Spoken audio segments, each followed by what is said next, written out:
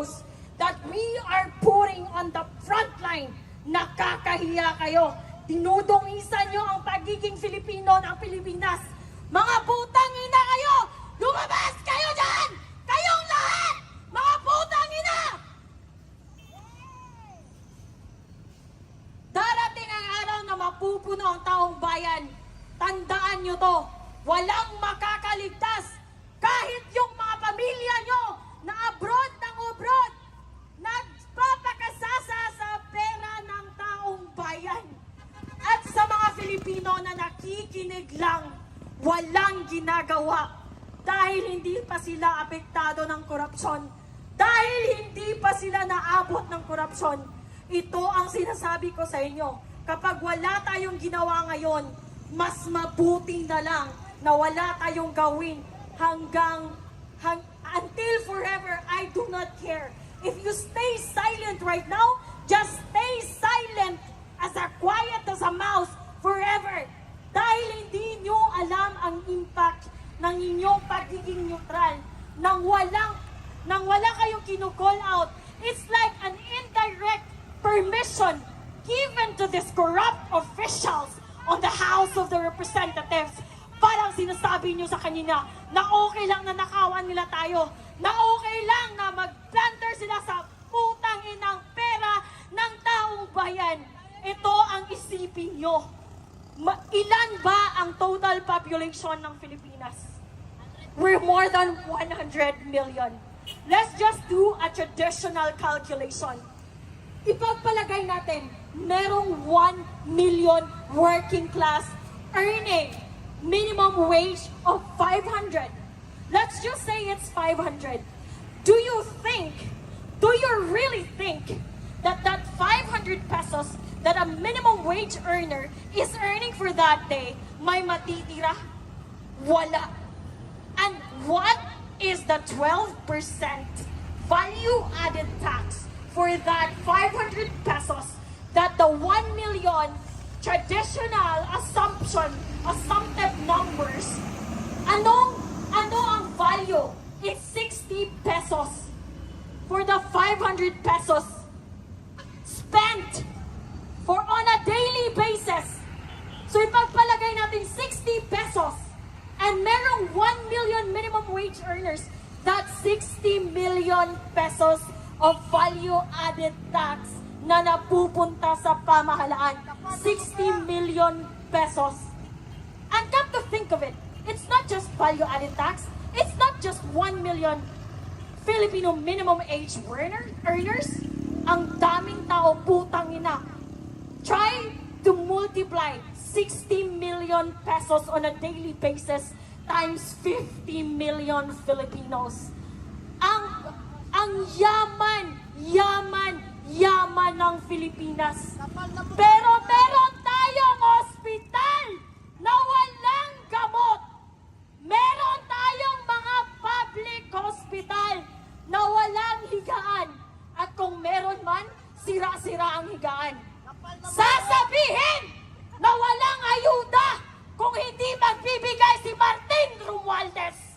Putang ina mo, bakit pinangalanan mo ng Romualdez Hall ang isang espasyo na nasa Kongreso? Hindi mo pera yan. Hindi mo pera yan. Ang kapal ng pagbumukha niyong lahat.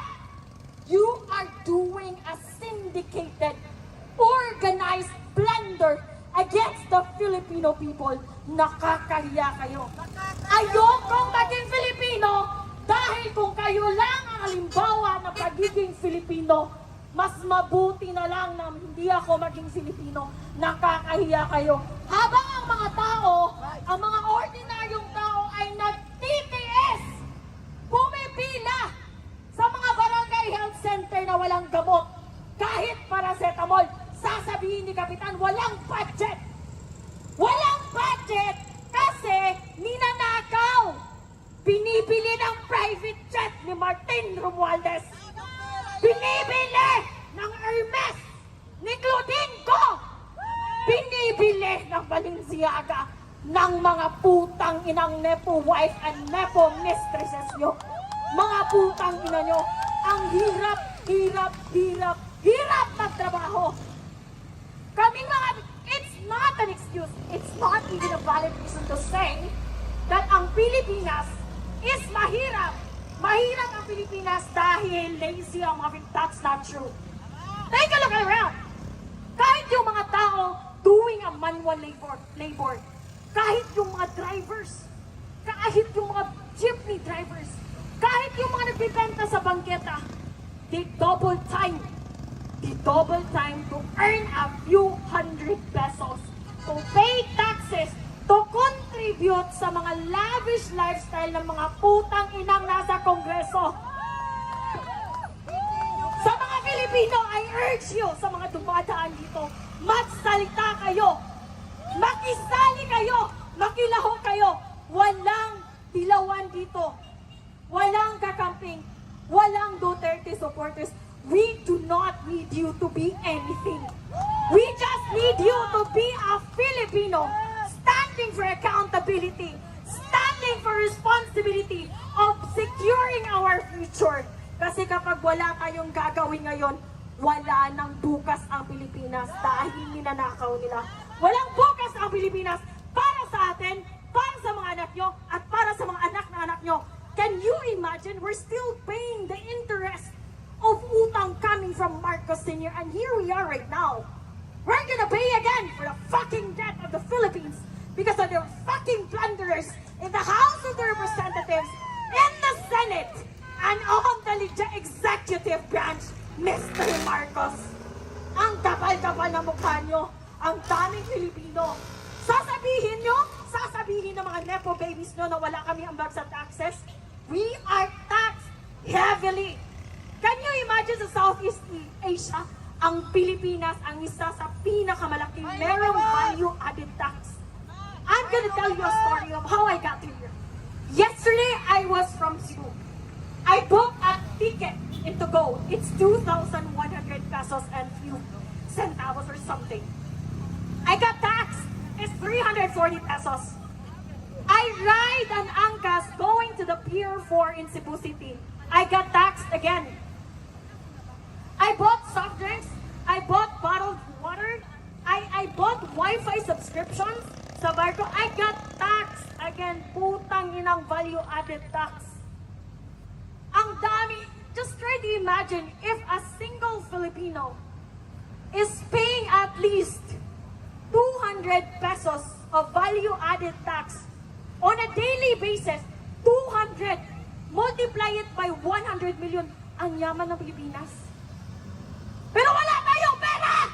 Dahil makakapal ang mukha nyo dyan sa Kongreso! Lumabas kayo! Mga putang ina nyo! Mga makakapal ang mukha! I do not understand. I cannot wrap my head around the fact paano nyo naiisip, paano nyo hindi naiisip kung gaano kayo ka-immoral, kung gaano kayo ka-demonyo.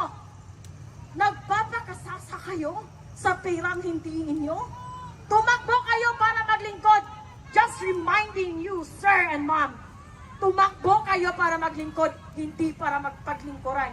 And don't start with us honoring, telling you, addressing you as honorable. Kasi between you and the taong bayan, you are the least. You are the least organization with honors.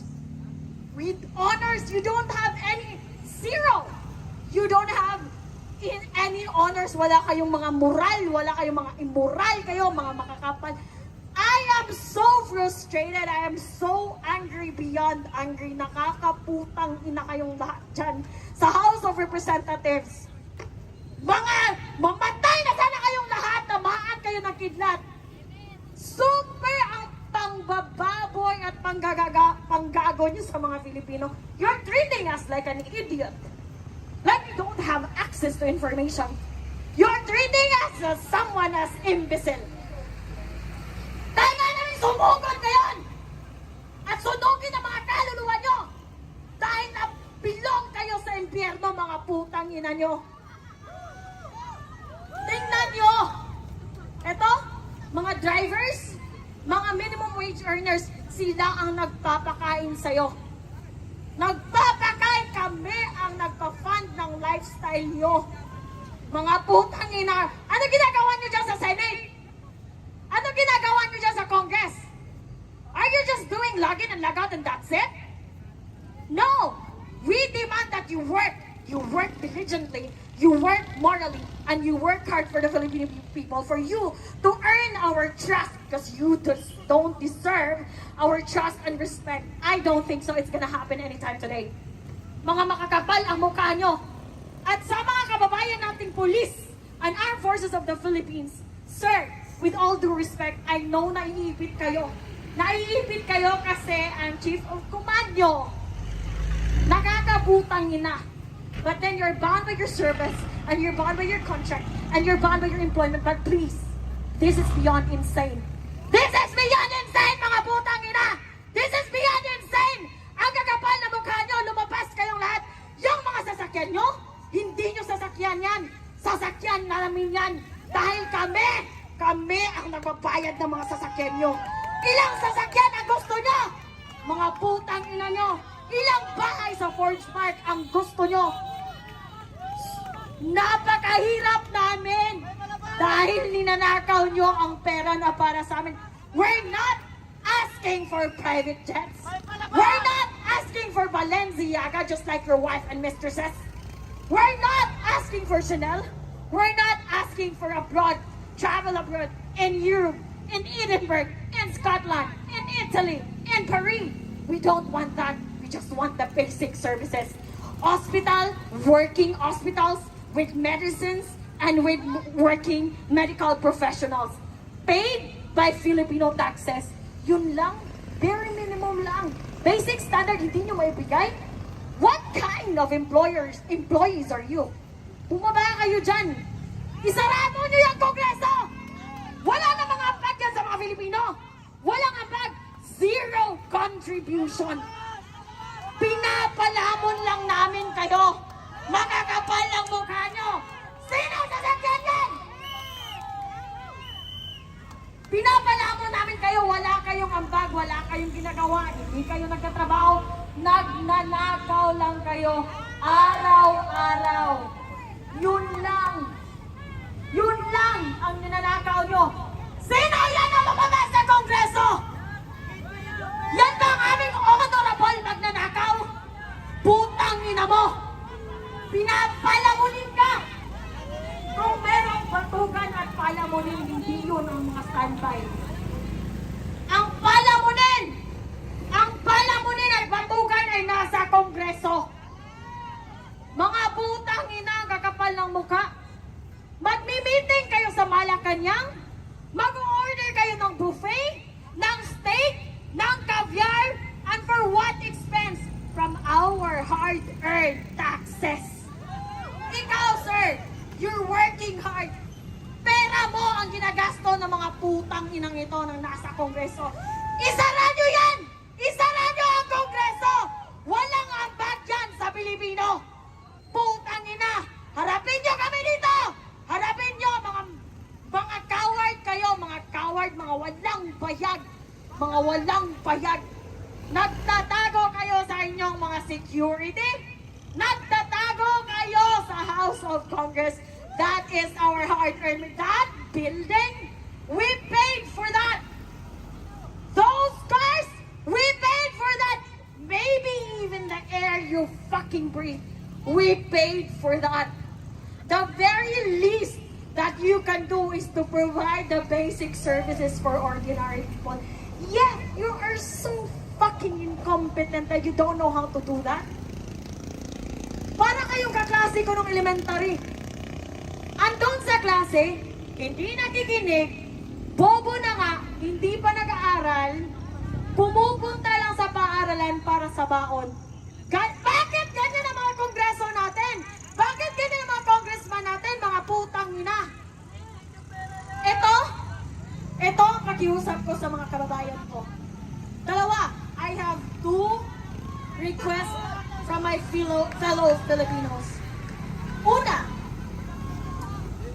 please, let's have a fucking standard when it comes to voting. Tingnan nyo si Lito Lapid. Quiet as a mouse.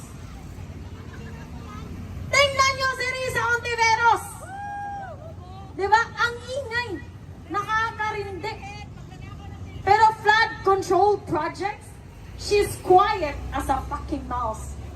Eh? Eto, viral to na video. Tito Soto, my God, dear, I'm here. I'm finally here, Tito Soto! I'm here! And I'm gonna say it again. What makes you qualified to become the Senate President? You don't belong there. You belong in Itbulaga. You cannot even create a simple, cohesive, concise introduction. How are you gonna enforce, amend, approve laws? Being a politician is very technical. It's being very technical. Kapag bobo ka, umalis ka na dyan. Well, anyway, sabi nga nila, intelligence is limited. Stupidity is endless. Unfortunately, meron tayong endless supply of stupidity both in the House of Congress and in the Senate and in the executive branch. Nakakaputang ina nyong lahat. Hindi nyo pag-aari ang Pilipinas. Hindi nyo pag-aari ang taxes namin. Hindi nyo pag-aari ang mga Pilipino. Tumigil kayo. Tumigil kayo, bumaba kayo. Isauli nyo ang mga perang ninakaw nyo. Matanong lang, nasaan na si Martin Romualdez? Balita ko raw. He deregistered his private jet. Is that true? Patanong sa mga tuta mo dyan sa Kongreso. Tanungin mo sila. Pakitanong sa mga tuta ni Martin Romualdez dyan sa Kongreso. Where is your fucking boss right now? Did he go abroad with his stolen money? And he's not gonna come back here? Ito, tandaan mo, Martin Romualdez, we will not forget. Not even sa mga anak mo, sa mga anak ng anak mo, at sa mga anak ng anak ng anak mo. It will be an awesome reminder of the dark history of the Philippines that once upon a time, we have a lame-duck sitting idiot president controlled by this evil House Speaker, Martin Romualdez, aided and supported by his mini crocodiles at the House of Congress, supported by the senators na walang magawa sa buhay, kundi maging achievement ang pagsisisi, paninisi sa previous administration. Wala na ba kayong achievement na iba? Yun lang? Ganon kayo ka-incompetent? Like even a simple person, ordinary person can see through all your evil intentions, can see through all your stupidity, the maneuvers, the cover-ups. We see through it all. Hindi kami bobo, mga putang ina nyo.